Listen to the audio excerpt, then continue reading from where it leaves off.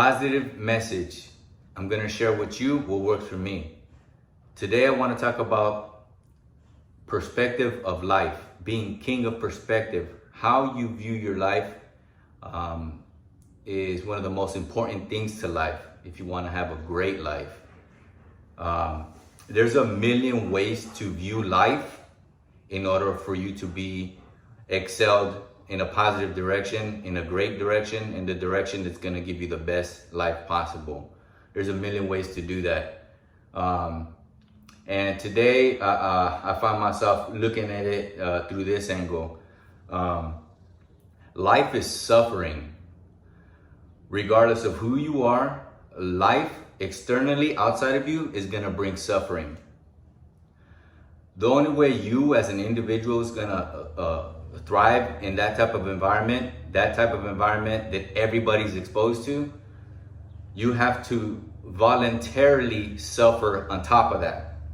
And what I mean by that is you got to find things that are hard for you and make you uncomfortable.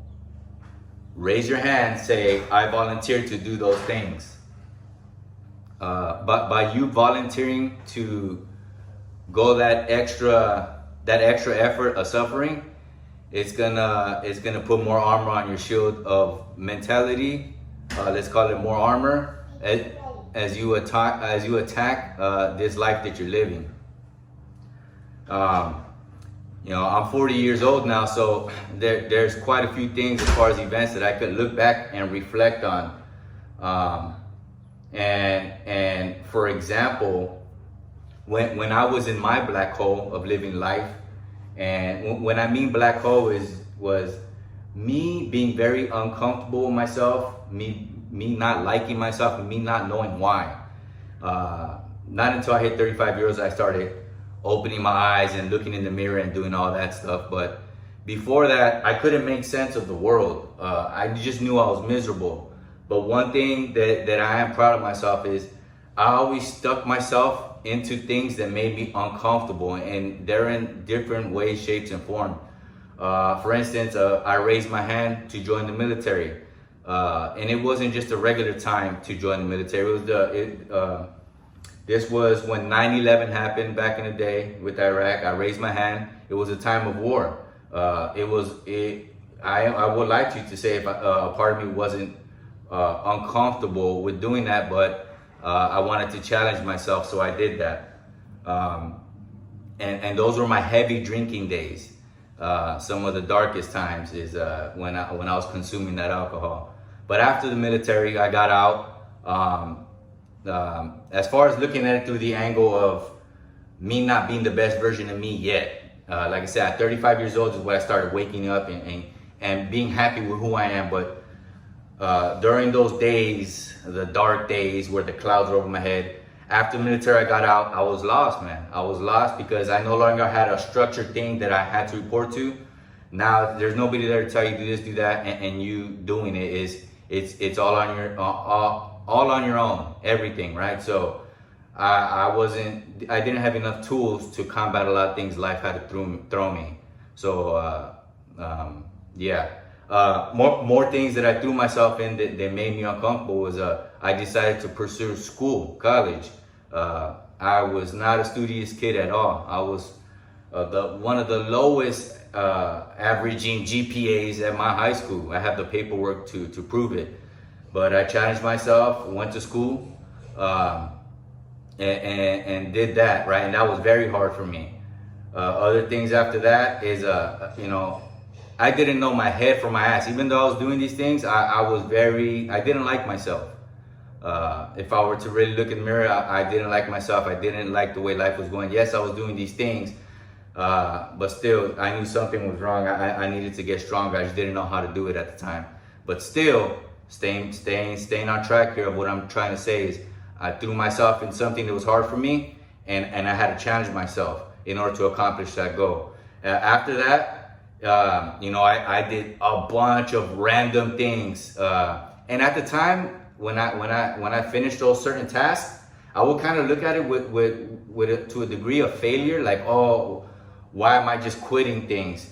But in hindsight, looking back, I just knew something was wrong with me. Like I wasn't happy. Life wasn't going my way. But I just kept throwing myself in random things. Like I did a YouTube channel where I was just doing humor. I started stand-up comedy, where I was just going on the stage where I was scared as hell to go up there in front of people and just be vulnerable and just open my mouth and try to make people laugh. I started running. I started doing half marathon, full marathon. I'm not a runner, but it was my mind kind of saying, hey, keep doing this. It's positive action. And that's what I was doing, right? Doing marathon. Now I'm doing jiu-jitsu. So I'm just doing all these random things, but it doesn't matter. It's okay. You don't have to find something and say, oh, this is my hobby for the rest of my life. This is how I could be good in life. Maybe one day you'll find that, maybe not. The number one thing is find a routine that you could do day in, day out. Stick to that, and everything else, it just adds to the strength that you will be as a person. But the jiu-jitsu thing. Now I'm doing this. I'm revisiting this YouTube and Instagram, just social media. It's more about me. This is more for myself. I'm kind of sharing what's working for me. And like I said in my other videos, when you find something that works for you, makes you so happy, you just want to broadcast it to the world. And that's what I'm doing. This makes me feel good. It empowers me. This makes me a better man, a better father, a better husband, a better human in society. So that's what I'm gonna do. That's what I'm doing. The things that filter through my mind as I'm doing this, and I trip out on myself, is like, I just finished working out, and I was about to record this video, and I'm like, that little portion of weakness in my mind starts trickling in, like, oh, it's kind of embarrassing. You're kind of putting yourself out there. Oh, you're doing this in the garage with the garage doors partially open. What if the neighbors hear you? That's weakness in your mind, dude. And we all have that little voice, that inner self that's so weak. You just got to become stronger than that voice. The real you is so powerful, and you have to tap into that. You just have to keep acquiring tools. And like I said, if you're in that black hole right now, and you don't know your up from down, your head from your ass, and you know you're a good person and you're strong, you just, for some reason, shit is not working out for you, just find anything positive to engage in. Any positive action. Wash the dishes every day. Wash your dishes. Clean your dogs. Go for a walk. Find a small task that you can do. These little things, like I just mentioned earlier, I'm doing all these things. In hindsight, I'm looking like, oh, I was staying positively busy. That's the key word. Stay busy, but stay positively busy. Find things to do that are positive. And that will, if anything, that will keep you stable and grounded. And before you know it, there's a new strength that you didn't know you have. And now you start pursuing harder and tougher tasks that are going to strengthen you. And that could come in a million ways. Your pursuit of action, the task that you approach, that could be a million things. Everybody's different. Everybody has different things that work for them. But that's it. That's my message, is positive action every day. If you're in a black hole, that's what you need to do. Even if you're not in a black hole, even if you're somebody who's positive minded, nobody just wakes up positive. You put in the work to acquire that positive mindset. And this Joe Schmo that's positive every day, he woke up this morning, he woke up and he's putting in the work to maintain that positive mindset. You don't just wake up and you're all chippery. You put in the work every day, dude. Every day. Every day. Some of the things that I do every day is I try to wake up early. I say try, and that's still a weakness in me because I want to make it every day I wake up early. Wake up early. I do 30 minutes to an hour lifting something. Do 20-minute cardio. I read a book of old philosophers.